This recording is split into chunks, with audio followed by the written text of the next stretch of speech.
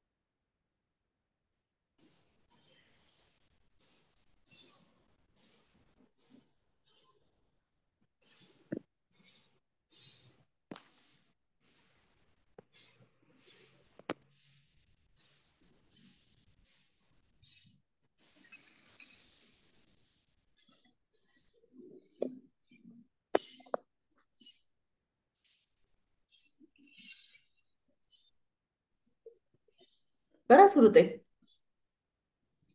करू का? हो हो.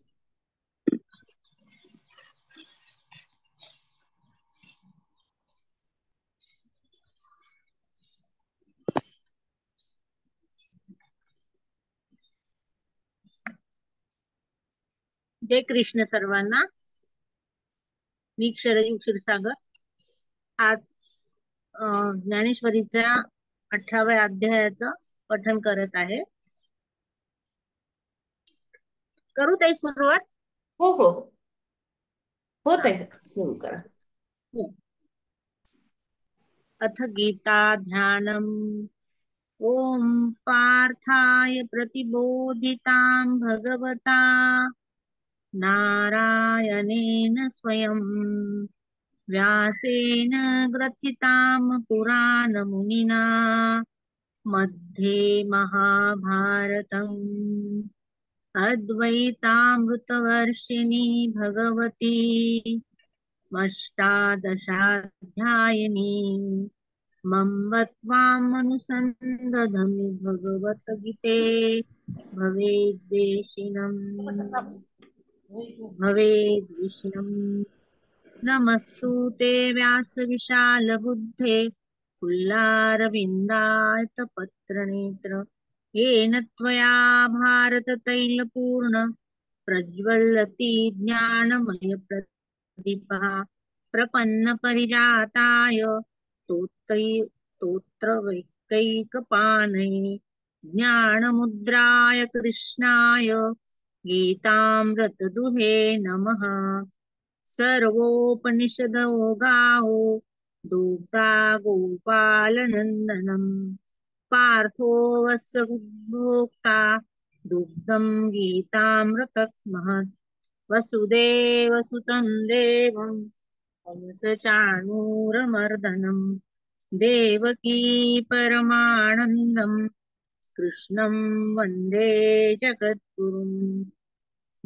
भीष्मद्रोणतटा जयद्रथजला गान्धारनीलोत्पला शल्यग्रावतिकृपेण वह्नि कर्णेन वेलाकुला अश्वत्थामविकर्णघोरमकरा दुर्योधनावर्तिनी सोत्तीर्णा खलु पाण्डवैरणनदी कैवर्तकेशवा पाराशरसरोजममलम् गीतार्थगन्धोत्कटम् नानाख्यानककेसरम् हरिकथा सम्बोधना बोधितम् लोके सज्जन षट्पदैर्हर पेपीयमानम् मुदा भूयाद् भारत पङ्कजम् कलिमल प्रध्वंसिन श्रेयसे मूकं करोति वाचालम् पङ्गुलं लघते गिरिम् यत्कृपात्तमहं वन्दे परमानन्दमाधवम् यं ब्रह्मा वरुणेन्द्ररुद्रमरुतस्तुवन्ति दिव्यैस्वैर्वेदैः साङ्गपादक्रमोपनिषद् गैरगर्यन्ति या सामगाः ध्यानवस्थिततद्गतेन मनसा पश्यन्ति अयोगिनो यस्ज्ञातं न विदुसुरासुरगणा देवाय तस्मै नमः। गुरुर्ब्रह्मा गुरुर्विष्णु गुरुर्देवो महेश्वरा गुरुः साक्षात् परब्रह्म तस्मै श्री गुरवे नमः।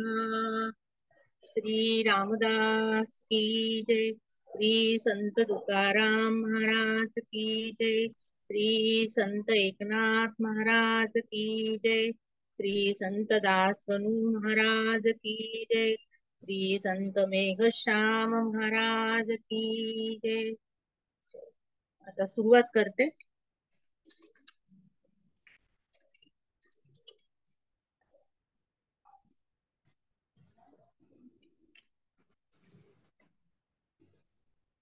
पंचावन्न 355 श्लोक ताई हा.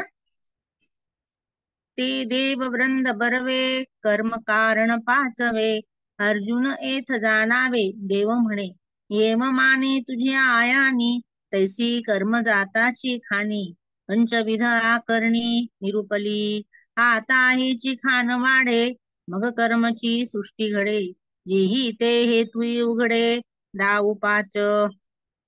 ताई कुठला वाचायला लागलात? 355 श्लोक. नाही, 18वा अध्याय.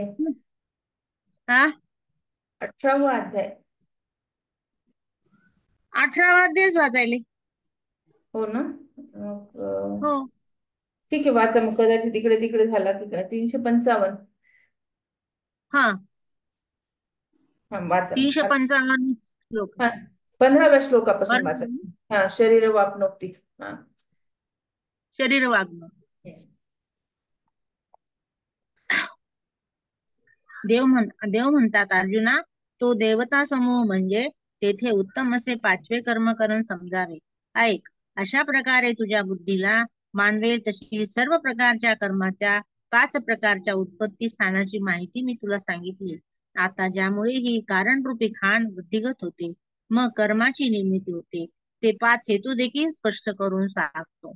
शरीर वाङ्मनोभियत् कर्मे प्रारब्धे नरः न्यायं वा विपरीतं वा पश्यति तस्य हेतवः.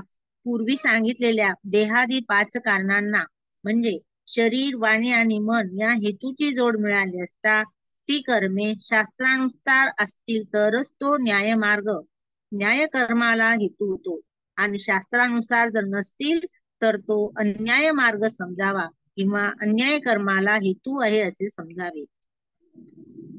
तरी अवसात आली माधवी होते हेतू होय नवा पल्लवी पल्लवू पुष्प पंजुदावी पुष्पी कळते. तरी अमनसात आली माधवी हेतू झाले का वर्षिया आणि जे मेधू मेघे वृष्ट प्रसंगू वृष्टी तवया भोगू सस्य सुखाजा नाना नाना प्राची अरुणाविये अरुण सूर्योदशे होय सूर्य सगळा पाहे दैव जैसा. तरी दैवयोगाने आलेल्या वसंत ऋतूत म्हणजे वसंत ऋतू आला असताना वृक्षवेलींना नवीन पालवी फुटतात फुटण्यास कारण होते किंवा वसंत ऋतूमध्ये पालवी फुटतात फुलाचा बहर आणि फुलाच्या ठिकाणी फळ सुद्धा प्रकट करतात तर हे दैवयोगाने होतं. किंवा वर्षा काळामुळे तसंच वर्षा काळामुळे मेघ आणला जातो आणि मेघामुळे पावसाचा लाभ होतो. पावसातून विपुल धान्य पिकते अन्नग्रहणाने सुखाचा भोग मिळतो. तैसे म्हणू हेतू पांडवा होय कर्म संकल्प भावा तो संकल्पूला विदेवा वाचेचा मग वाचेचा तो दिवटा दावी कृत जातीया वाटा तेव्हा कीर्ता रिगे कामंठा कर्तृत्वाचा तेथे शरीरादी कदल वाढे शरीरादी हेतूच घडे जैसे लोह कर्म लोखडे निवराळीजे. किंवा पूर्व दिशा अरुणाला जन्म देते म्हणजे पूर्वेला सूर्य उगवतो कारण सूर्योदयाला कारण आणि सूर्यामुळे जसा दिवस उजाडतो त्याप्रमाणे अर्जुना कर्मसंबंधी संकल्प होण्याच्या स्थितीस मन हे कारण आहे. अरे तो कर्मसंकल्पच वाचेचा दिवा लागतो म्हणजे वाणीने शब्द प्रकट करण्यास कारणीभूत होतो मग वाचारूपी मशाल कर्माकडे जाण्याच्या वाटा दाखवते. तेव्हा वाचारूपी मशाल म्हणजे वाणी आपल्याला करायला लावते तेव्हा करता कर्तेपणाच्या टाकसळीत प्रवेश करतो. जसे लोखंडाची वस्तू लोखंडापासून बनवलेल्या घणाच्या सहाय्याने घडवली जाते, त्याप्रमाणे शरीरादी हेतूमुळे शरीरादी संघात घडतो. तैसे म्हणावाचे देहाचे कर्म म्हणती हेतू सचे, रत्नी घडे रत्नाचे देलवाडे जेवी, एक यथ शरीराधिके कारणे तेची हेतू कवी कोणे, अपेक्षिजे तरी अवधारिजे. ज्याप्रमाणे रत्नाचे आकार रत्नाचेच पैलू पाडून पडतात, त्याप्रमाणे मन वाचा देह याचे कर्म मन इत्यादी हेतूमुळे घडते. येथे शरीराधिक कारणे तीच हेतू कशी, अशी कोणी शंका घेतली तर त्याने ऐकावे. आईके सूर्याच्या प्रकाशा हेतू सूर्याची कारण जैसा, का उसाचे कांडे कैसा वाढी हेतू, नाना नाना वाग्देवता मानवी तै वाचाची लागे कमवावी, का वेदा वेदेची बोलावी प्रतिष्ठा जेवी, जैसी कर्मा शरीरदिके कारणे किरही ठाऊके, परी हेची हेतू न चुके हे येथ, आणि देहादी कर्णनी देहादी हेतू मिळणे, वय जया उभारणी कर्म जाता. ऐक, सूर्याच्या प्रकाशाला जर सूर्यच हेतू कारणीभूत आहे, किंवा उसाचे कांडे उसाच्याच वाढीच्या हेतूचे असते, वाणीच्या देवतेची स्तुती करायची तर वाणीच राबवावी लागते, किंवा जसा वेदाचा गौरव वेदांनीच सांगावा, त्याप्रमाणे कर्माला देहादी कारणे खरोखर आहेत हे माहीत, परंतु तेथे हेच हेतू आहेत हे चुकत नाही. ते शास्त्रार्थे मलिनिया मार्गानुसरे धनंजया, तरी नाव तो न्याया हेतुये, जैसा पर्जन्योदकाचा लोटू विपाये धरी साडीचा पाटू, ते जरी जरी आचटू उपेगू आथी, का रोसे निघाले अवचटे पडिले द्वारकीचे वाटे, तै ते सिनोही परी सुनाटे नवचती पदे, तैसा हेतू कारणमुळे उठी कर्म आंधळे, ते शस्त्राचे जे लाहे डोळे ते न्याय म्हणजे, नाना नाना दूध वाढीचा ठाव पावे तव तो निजाय स्वभावे, ते उभेचे परी नहे वेचले ते.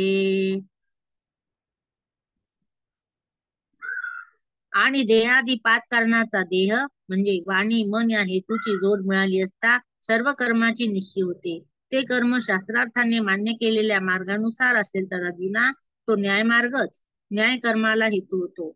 जसा पावसाच्या पाण्याचा लोंढा एखाद्या वेळी साळीच्या पाटाला जाऊन वाहू लागला, तो जरी तेथे जिरला तरी त्याचा अतिशय उपयोग होतो, किंवा रागाच्या भरात घर सोडून निघालेला मनुष्य अचानक द्वारकेच्या वाटेला लागला, तेव्हा ते पावलाचे चालणे श्रमदायक का होईना पण वायफळ जात नाही. त्याप्रमाणे हेतू आणि कारण याच्या संयोगाने आंधळे कर्म उत्पन्न होते. ते जेव्हा शास्त्ररूपी दृष्टी प्राप्त करून घेते तेव्हा ते न्यायकर्मच म्हटले जाते. म्हणजे द्वारकेला जरी गेला तरी तो म्हणजे घरातून रागातून जरी निघून गेला तो शेवटी द्वारकेला गेला, म्हणजे पुण्य कामालाच गेला, तो द्वारका मिळाली त्याला पाहायला. तैसे शास्त्र साह्यविन केले नो हे कारण, लागोपानागवन दाना लेखी अगा बावणा वर्णा परवता, कनुमत्र आहे पांडुसुता, का बावणा उच्चारिता जीवादी, परी मंत्राची खडसणी जवने दिकीजे कोदंड पाणी, तव उच्चार फळवाणी न पवे जेवी, तेवी कारण हेतु योगे ते बिसाट कर्म निघे, ते शास्त्रे चिण लागे कसे जावे, कर्म होतसे केव्हाही परी होणे नव्हे पायी, ते अन्यायी ना अन्यायी हे तुझान. किंवा दूध तापून भांड्याच्या काठापर्यंत आले की स्वभावाप्रमाणे उतू जाते, तोही दुधाचा खर्च झाला, परंतु ते शास्त्रदृष्ट्या खर्च झाले असे होत नाही. त्याप्रमाणे शास्त्राच्या सहाय्या वाचून केलेले कर्म जर निष्फळ होत नसेल तर चोराकडून झालेली लुबाडणूक धर्मादाय खात्यात लिहिली जावी का? अरे अर्जुना, 52 वर्णापलीकडे वर्ण असलेला कोणता एखादा मंत्र आहे आणि जीव 52 वर्णाचा उच्चार करीत असतो? एकेका वर्णामध्ये सामर्थ्य आहे, परंतु अर्जुना, जोपर्यंत मंत्रोच्चाराची युक्ती जाणल्या जात नाही तोपर्यंत वाणीला त्या मंत्राच्या उच्चाराचे फळ लाभत नाही. त्याप्रमाणे कारण आणि हेतू याच्या योगाने जे सैराट कर्म होते तोपर्यंत जोपर्यंत शास्त्राच्या आश्रयाला लागत नाही त्यावेळी देखील कर्म घडत असते, पण ते कर्म घडणे नव्हे. अरे हे लक्षात घे.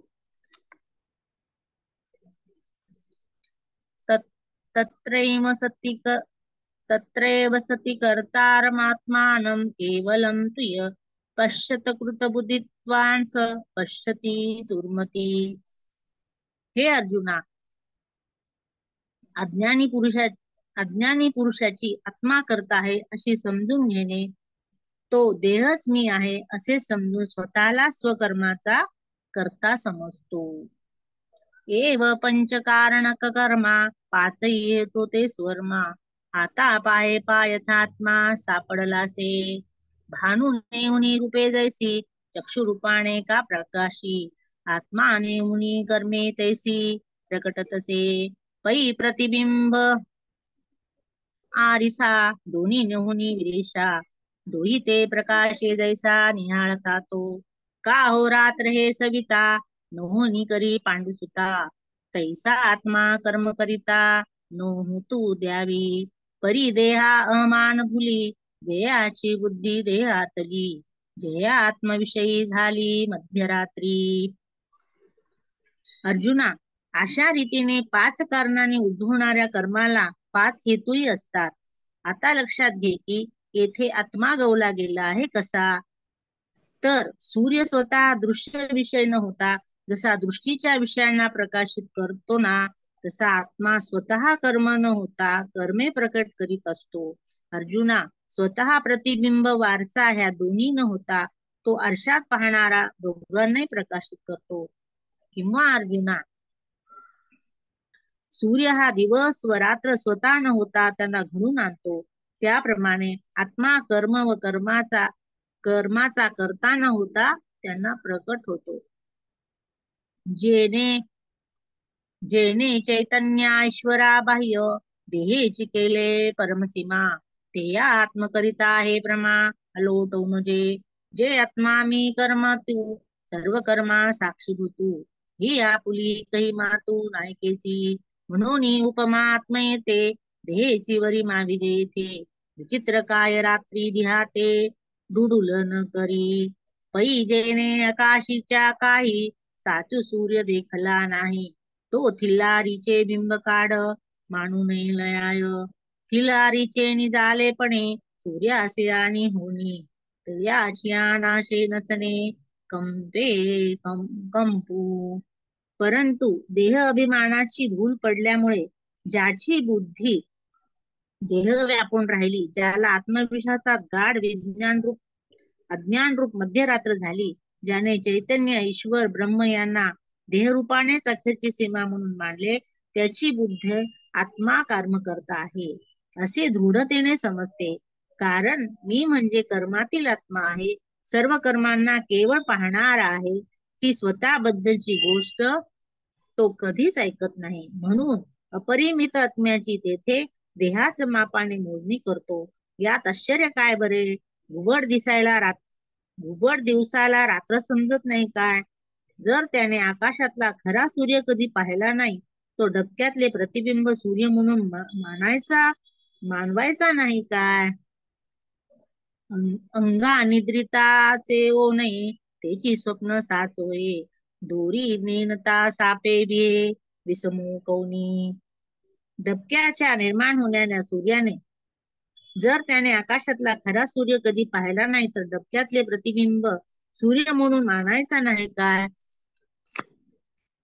डबक्याच्या कंपनाने सूर्याचे कंपन होत असते. डबक्याच्या निर्माण होण्याने सूर्याचे उद्भवणे, डबक्याचा नष्ट होण्याने सूर्याचे नष्ट होणे कल्पिले जाते. त्यातील पाण्याच्या कंपनीने सूर्याचे कंपन होते असे समजतो.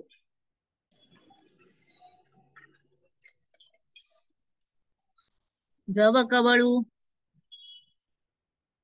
कवळू अधी डोळा, तव चंद्रू रेखा पिवळा, कै मृग ही मृगजळा, भावावे ना तैसे, तैसे शास्त्र गुरुचे निनावे, जो वाराई ठेवकनी दिसिवे, केवळ मोंढ्याचे नीचे जीवे, जियाला जो, तेने देहात्मदृष्टीमुळे आत्मा पापे देहाचे जाळे, जैसा अभ्रीचा वेगू कोले माने, मग ते या मानण्यासाठी देह संबंधासळे किरीटी, कर्माच्या वज्रगाठी काळ असतो. जोपर्यंत डोळ्याला कावीळ झाला आहे असे वाटत नाही, जोपर्यंत डोळ्याला कावीळ झाला आहे तसे तोपर्यंत चंद्र पिवळा दिसतो. हरणांनी देखील मृगजळाला सत्यजल म्हणून मानू नये काय? त्याप्रमाणे जो गुरुच्या या शास्त्राच्या नावाने वारा देखील आपल्या गावाच्या शिवेला टिकू देत नाही, जो मूढतेच्या जीवाने केवळ जगत राहिला, शास्त्र व गुरुच्या बोधालाच काय पण नावाला देखील दूर ठेवतो, असे ढगाच्या ठिकाणचा वेग ओला चंद्राच्या ठिकाणी मानतो, त्याप्रमाणे देहास आत्मा मानण्याच्या कारणाने देहरूपी जाळ्यात आत्मा घातला जातो. पाहे पा बंद भावना दृढा, नळीये वरी तो बापुडा, काही मोकळी चवडा नटके चितुसा, म्हणून निर्मळे आत्मरूपी, जो प्रकृतीचे केले आरोपी, तो कल्पकोंड्या मापी मयी जन्मे. मग अर्जुना, त्या समजुतीपोटी देहसंगती रूपी घरामध्ये जो वज्राप्रमाणे दुर्भेद अशा कर्मरूपी बंधनाने बद्ध होतो, पहा तर तो दीनवाना रागू आपण बांधल्या गेलो आहे. या दृढ कल्पनेमुळे नळीवरील पायाचा चवडा मोकळा असूनही तेथेच त्या नळीला पकडून राहतो की नाही. यस्य नाहंकृतो भावो बुद्धिर्यस्य न लिप्यते, हत्वापि स इमान् लोकान् हन्तिनेन निबंधते. मी देह ही अहंता ज्या ज्ञानरूपी पुरुषाची नाहीशी झाली, तो कर्म मात्राला आपणहून वेगळे मानित नाही. ज्याची बुद्धी कर्तेपणाने लिप्त नाही, त्या मुक्त पुरुषाच्या कर्म करण्यामध्ये तिन्ही लोकांचा नाश झाला तरी तो त्याने केला असे होत नाही. जो आत्म्याचे केवळ शुद्ध स्वरूप झाला त्यालाच कर्माचा तुरंग नाही. आता अज्ञानी कर्मा माझी असे, परी ते आती कर्मण स्पर्शे, वणवानळा ते जैसे समुद्र लोक, तैसोनी वेगळेपणे जेयाचे कर्मी असणे, तो किर जाणावा कोणे तरी संगो, जे मुक्ता ते निर्धारता, लाभे आपुली मुक्तता, जैसा आहे दीप पाहता आपुली वस्तू. आता ज्ञानी पुरुष कर्मात वावरतो पण त्याला कर्म स्पर्श करत नाही. असे जसे समुद्राचे पाणी समुद्रातील वडवाणाला स्पर्श करीत नाही, त्याप्रमाणे अलिप्तपणे ज्याचे कर्मात राहणे, तो खरोखर कोणत्या लक्षणाने जाणावा तरी सांगतो. नाना अरिस्या जव उटीजे, तव आपण पेया भेटीचे, का पाणी पाता पाणी पिये जे, लवणे जेवी, हे असो परतो निमोघाते, प्रतिबिंब पाहे बिंबाते, तव पाहणे जाऊन येते बिंबची उरे, तरी कर्मी असोनी कर्मे, जो नावरे स्वमविषमे, चर्मचक्षुनी नामे बुद्धी दैसी, तैसा सोडविला जो आहे, तयाचे रूप ताप आहे, उत्पत्ती आहे भूमिनी सांगो.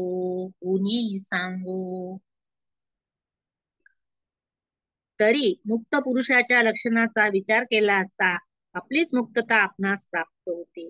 ज्याप्रमाणे अंधारात दिवा पाजळला की आपली वस्तू सापडते, किंवा आरसात वावरील धूळ पुसून जेव्हा स्वच्छ करा तेव्हा आपल्या रूपाची भेट होते, किंवा पाण्याची भेट होताच मिठाचे जसे पाणी जाते, हे असू दे, प्रतिबिंब माघारी परतून बिंबाला पाहते तेव्हा पाहण्याची क्रिया नाहीशी होऊन स्वाभाविक बिंबच राहते. देहभावाचा स्वीकार करून पाहणाऱ्यास आत्मा हे बिंब आणि जीव हे प्रतिबिंब. पण देहभाव सोडून प्रतिबिंब जीवाला तर मागे वळून आपण कुठून आलो ते पाहिलं तर त्यास आत्मसाक्षात्कार होईल. तरी कर्मात वरवर करूनही जो कर्माचा समविश्वत्वाने जखडला जात नाही, जशी चर्मचक्षुमुळे दृष्टी अवतरली जात नाही. 4 झाले ताई 50 श्लोक. हो, थांबूयात ताई. हरकत नाही. 402 पर्यंत झाले ना? थांबूयात आपण. 404 पर्यंत झाले. बर, चालेल. पसायदान घ्या. कसं आहे? हम्म. हो.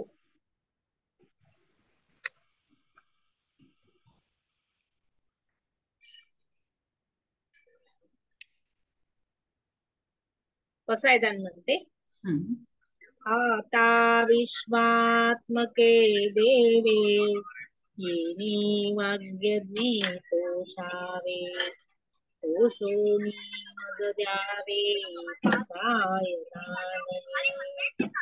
जे खळाची व्यंकटी सांडो तया सत्कर्मी रती वाढो. भूता परस्परे पडो मैत्र जीवाचे. दुरिताचे तिमिर जाओ विश्वस्वधर्म सूर्ये पाहो. तो देवांशील तो ते लाहो प्राणी जात.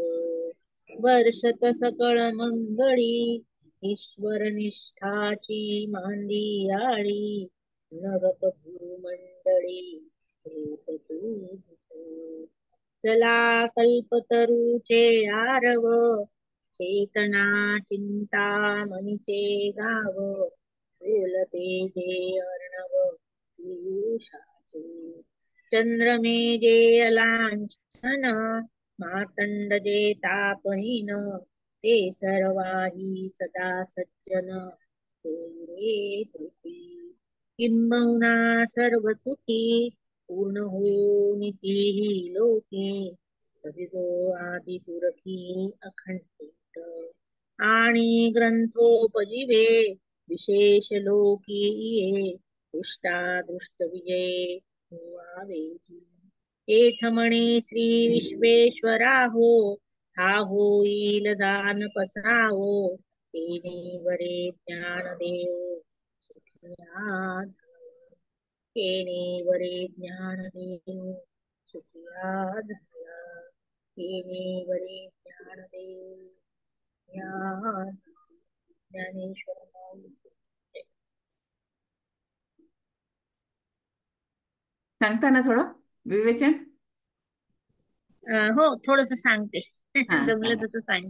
हो हो. आजचं जे वाचन आहे ते कर्मसिद्धांतावर आहे असं मला वाटते. जसे आपण कर्म करू किंवा जसे आपल्या हातून कर्म घडतील त्या पाठीमागे आपण नसून आपला भगवंतच आहे. जसं उदाहरण देऊन सांगितलेली आहे ज्ञानेश्वर माऊलीने की पहिल्यांदा जसं म्हणजे रागातून बाहेर घरातून रागारागानं जो माणूस निघून जातो आणि थेट द्वारकेला जातो. म्हणजेच काय, चांगलं कर्म त्याच्यातून निष्पन्न झालं. घरातून जरी रागाने गेला तरी शेवटी द्वारकेला भेटला. तसंच सांगताना अजून सांगतात ते की चोरीकडून लुबाडून जर सोनं घेतलं, हे सोनं म्हणते, चोराकडून झालेली लुबाडणूक धर्मादाय खात्यात लिहिली जावी असं काही आहे का? त्याचप्रमाणे 52 वर्णापलीकडे जो म्हणजे चोरी तर शेवटी चोरीच असणार. ती काही म्हणजे अशी हे राहणार नाही, लेखी लिखापडी राहणार नाही. त्यानंतर सूर्याचं उदाहरण देताना सूर्य पूर्वेकडची दिशा म्हणजे सूर्य आहे का? पूर्वेकडे दिशा असल्यामुळं सूर्योदय होतो असं नाही. तर सूर्य हा असणारच, दिशा फक्त पूर्वेची आहे. म्हणजे जे आहे ते आहे त्या ठिकाणी आहे. आपण काही करत नाही, हे केलेलंच आहे आपल्यासाठी भगवंतानी. करता करविता परमेश्वरच आहे. तोंडाने आपण बोलतो, डोळ्यांनी पाहतो, कानांनी ऐकतो, पायाने चालतो. ह्या सगळ्या ज्या गोष्टी आहेत ह्या म्हणजे आहेतच ह्या. म्हणजे अपेक्षितच आहेत या, म्हणजे जाणून बुजून नाहीयेत ह्या गोष्टी किंवा दिखावा नाहीये याच्यामध्ये. त्याचप्रमाणे दुधाचं उदाहरण देताना, दूध आपण आणल्यानंतर तापून ठेवतो, तापवल्यावर जे उतू गेलं त्याचा काही खर्च पकडला जातो का? ती क्रियाच आहे, ते उतू गेलं म्हणजे उतू गेलं, त्याचा काही हिशोब नाही आहे त्याचा. तसंच आरशात पाहतो आपण, आरशात पाहिल्यानंतर आपल्याला प्रतिबिंब दिसते. आरशावर धूळ जरी असली तरी आपलं प्रतिबिंब आपल्याला दिसणारच आहे, आणि धूळ काढून जर बघितलं तर आपल्याला स्पष्ट आपलं प्रतिबिंब दिसणार आहे. तसं आपला आत्मा आहे, स्वच्छ निराकार आहे, निर्विकार आहे, आणि त्याच्या प्रेरणेनेच आपण ह्या सगळ्या गोष्टी करतो. एवढंच जमलं ताई? छान छान ताई, खूप सुंदर. चालेल. वंदनाताई पण आहेत, पुष्पलता ताई पण आहेत, दोघी जणी. पुष्पलता ताई, तुम्ही सांगणार आहात का आज? वंदनाताई, पुष्पलता ताईंना देऊयात आपण, बघ. विवेचन करणार असताल तर हँड हे करा. पुष्पलता ताई. नाही ताई, मी नाही सांगणार. बर बर, मला वाटलं की तुम्ही हँड रेज केला ना. नाही. वंदनाताई. हा. हा, जय श्रीकृष्ण ताई. जय श्री कृष्ण. आजच्या वाचनामध्ये आपल्याला कर्म सांगितलंय, नाही का? कर्म हो. कसे केलं पाहिजे. मग जसं वर्ष ऋतूचं सांगितलं, उदाहरण दिलं त्यांनी की मेघ जमा होतात आणि मेघांमुळे वृष्टी होते, व वृष्टीमुळे धनधान्य प्राप्ती होते व सुख उपभोगता येतो. किंवा पूर्वेचा सावरण्यात आल्यानंतर प्रकाश संपूर्ण सगळीकडे प्रकाश पडतो. मग सूर्य वेगळा आणि प्रकाश वेगळा आहे का? मग जसा सूर्यामुळे प्रकाश आहे, किंवा पावसामुळं धनधान्य समृद्धी आहे, किंवा पांडवा कर्माच्या संकल्पाला मन व हेतू आहे, नाही का? मग दोन्ही एकमेकाला अनुरूप आहे. जसं सूर्य आणि प्रकाश एकच आहे, तसं मन आणि हेतू, नाही का? मनामुळे हेतू. आपण म्हणतो माझ्या मनाला वाटलं हे असं व्हावं, आपण उदाहरण देतो की असं व्हावं, हा हेतू झाला. काय व्हावं? ते आपल्या मनाला वाटलं ती गोष्ट, नाही का? एखाद्याला पैसे द्यावेत किंवा दान करावं, तुमच्या मनाला वाटलं तर तो हेतू पूर्ण होतो किंवा संकल्प होतो, झाला. असं वैखरी वाटे जे आपण उच्चारा वाटे बोलू शकतो. मग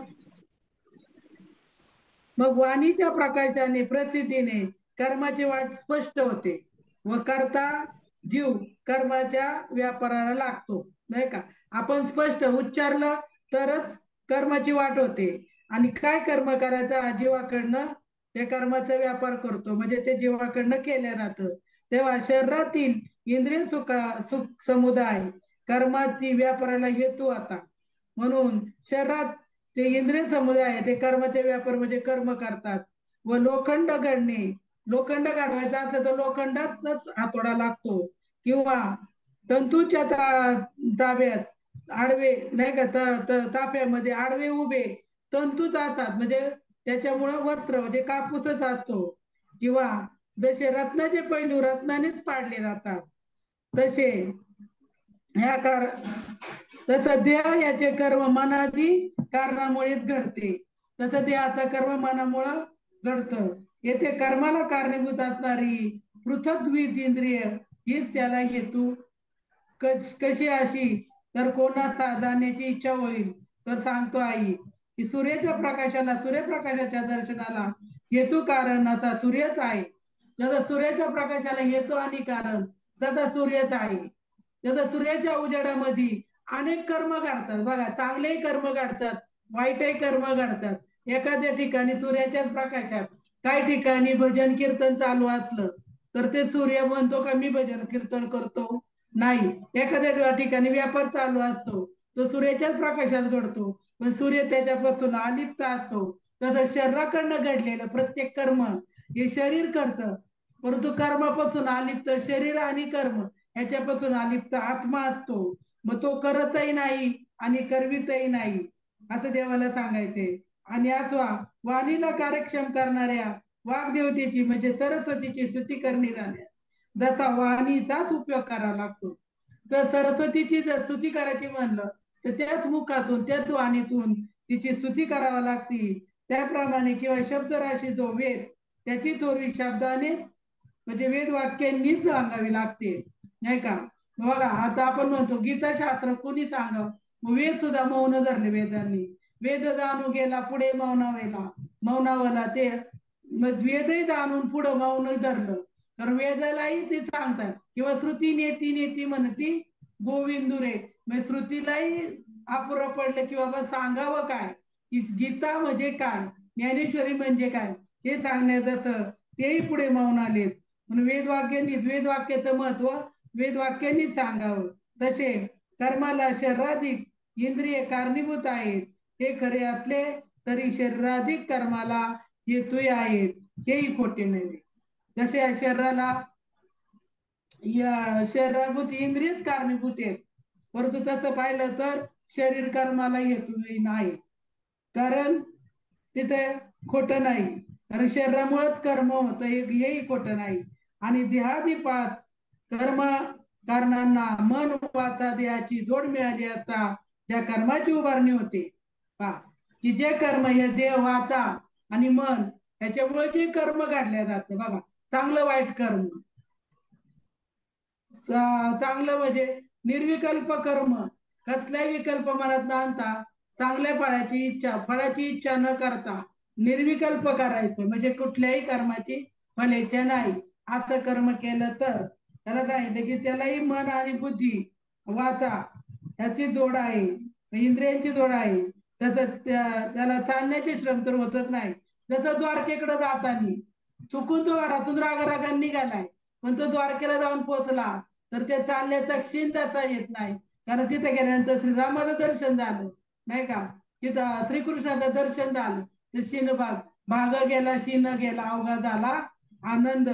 तसे हेतू व कारण याच्या योगाने जे आंधळे म्हणून म्हणजे अजाणतेपणे घडल्या जात, नाही का? कारण हेतू आपण म्हणतो मी सहज आलो होतो, मग सहज आलो आणि सहज मला म्हटले की चला आळंदीला जाऊ, आणि आळंदीला जाऊन दर्शन झालं माऊलीचं, तर सहज आलो होतो, माऊलीचं दर्शन झालं, मला खूप आनंद झाला. असं घडतं ते सशास्त्र, म्हणजे त्याला शास्त्राला धरून केलेलं कर्म पुण्य कर्म होय असं म्हणावं लागेल. कारण अथवा अग्नीवर ठेवलेले दूध जर ते वाया येता येता भांड्याच्या काठावर स्वाभाविकपणे पडले तर ते काय कारणी लागलं असं म्हणता येत नाही, नाही का? आपण म्हणतो चला यज्ञ कुंड स्वाहा झालं म्हणजे अग्निदेवतेला प्रसाद भेटला असं म्हणता येत नाही. तसं